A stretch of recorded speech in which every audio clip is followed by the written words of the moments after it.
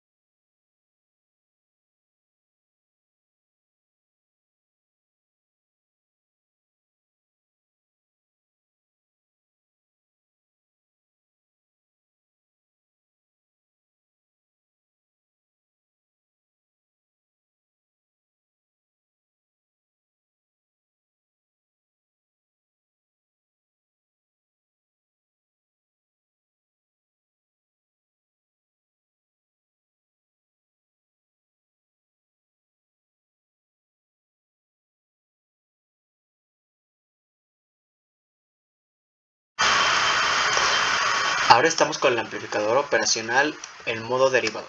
Bueno, También llamada amplificador diferenciador, se realiza la función matemática de la derivación, es decir, la señal de salida es la derivada de la señal de entrada. El circuito es el siguiente. Bueno, la ecuación del voltaje de salida es el siguiente, que es V0 por T es igual a menos RC dB de I de T sobre dt. Entonces, el amplificador derivador presenta el problema que si por la entrada, además de la señal de entrada, ingresa una señal de ruido de alta frecuencia, la señal de ruido es amplificada más veces que la señal de entrada que se requiere derivar. Esta amplificación es proporcional al cociente de la frecuencia de la señal de ruido, ojo, sobre la frecuencia de la señal de entrada. Por ejemplo, si se diseña un derivador para una frecuencia de 10 kHz y la señal de ruido es de 1 MHz, pues la señal de ruido se amplificará 100 veces más que la señal de entrada. Y si la señal de ruido tiene una frecuencia de 100 MHz, pues será amplificada 10.000 veces más que la señal de entrada. Este problema no se puede solucionar, pero se puede controlar agregando una resistencia en serie al condensador de entrada, que lo que hará es limitar la ganancia para frecuencias superiores a la del diseño derivador. Entonces, ¿qué vamos a hacer? Pues lo normal sería ahorita simular su funcionamiento normal. Nos podemos dar cuenta que el valor de salida sí es totalmente, ahora sí que el correcto debido a lo que se pidió en el circuito derivador, también aplicando la fórmula que como ya comenté, que es la de menos RC dB1 por T sobre la diferencial de T. Entonces, las señales que muestra el osciloscopio, esa las voy a explicar ahorita en la siguiente parte. El ver cómo funcionan las señales ahora de entrada y de salida, ya que cambió en cuestión de circuito integrador, cambia el condensador que ahora es el que está en la entrada y la resistencia la que está sobrepuesta arriba.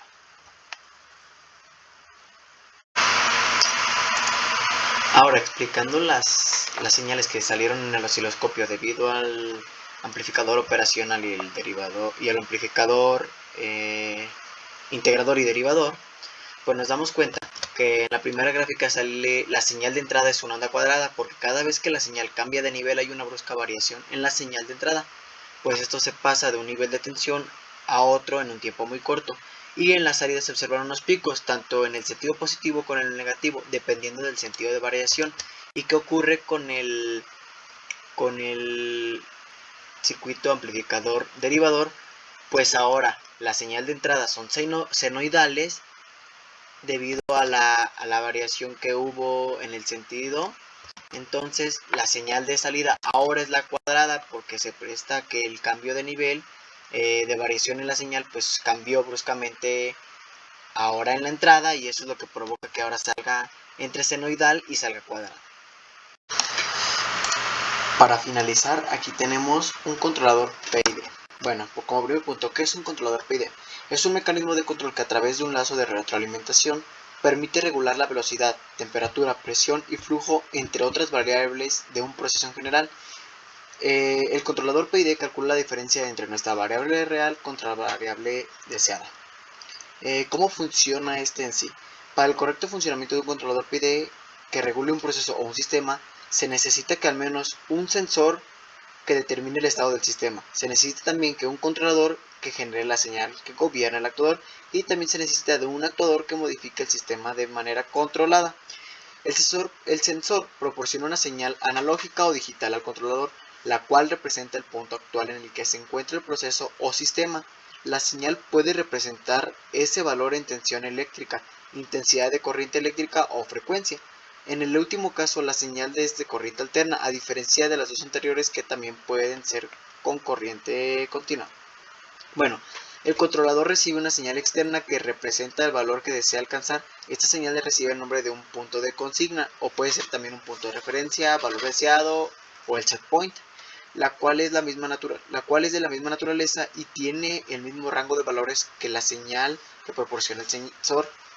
Para hacer posible esta compatibilidad y que, a su vez, la señal pueda ser entendida por un humano, habrá que establecer algún tipo de interfaz. Son pantallas de gran valor visual y fácil manejo que se usan para hacer muy intuitivo el control de un proceso. Bueno, en este PID se utilizan los diferentes amplificadores operacionales con diferentes configuraciones. Bueno, el primero, que es el proporcional, Esta parte proporcional consiste en el producto entre la señal de error y la constante proporcional para lograr que el error en estado estacionario se aproxime a cero, pero en la mayoría de los casos estos valores solo serán óptimos en una determinada porción del rango del total control, siendo distintos los valores óptimos para cada porción del rango. Sin embargo, existe también un valor límite en la constante proporcional a partir del cual, en algunos casos, el sistema alcanza valores superiores a los deseados. Bueno, también está la parte integral. En el modo de control integral tiene como propósito disminuir y eliminar el error en estado estacionario, provocado por perturbaciones exteriores y los cuales no pueden ser corregidos por el control proporcional. El control integral actúa cuando hay una desviación entre la variable y el punto de consigna, integrando esta desviación en el tiempo y sumándola a la acción proporcional. Bueno, también está lo que es el derivativo. ¿Qué hace la acción derivativa? Se manifiesta cuando hay un cambio en el valor absoluto del error. Esto si el error es constante, solamente actúan los modos proporcional e integral. El error es la desviación existente entre el punto de medida y el valor consigna o el set point. La función de la acción derivativa es mantener el error al mínimo, corrigiéndolo proporcionalmente con la misma velocidad que se produce. De esta manera se evita que el error se incremente. También tenemos, lo que es un ajuste de parámetros del PID. El objetivo de los ajustes del parámetro es lograr que el bucle de control corrija eficazmente y en el mínimo tiempo los efectos de las perturbaciones. Se tiene que lograr la mínima integral de error. Esto, si los parámetros del controlador PID se eligen incorrectamente, el proceso a controlar puede ser inestable. Por ejemplo, que la salida de este varíe con o sin oscilación y está limitada solo por la saturación o rotura mecánica. Bueno, también tenemos pues limitaciones en este controlador PID. Son aplicables a la mayoría de los problemas de control. Puede ser pobres en otras aplicaciones, como cuando se usan solo pueden dar un desempeño pobre cuando la ganancia del lazo del PID debe ser reducida para que no se dispare u oscile sobre el valor del setpoint. El desempeño del sistema de control puede ser mejorado combinando el lazo cerrado de un control PID con un lazo abierto. Bueno, pues este fue el pequeño funcionamiento del control PID. Otra de las cosas que nos pide es la diferencia entre un controlador on-off y un controlador PID.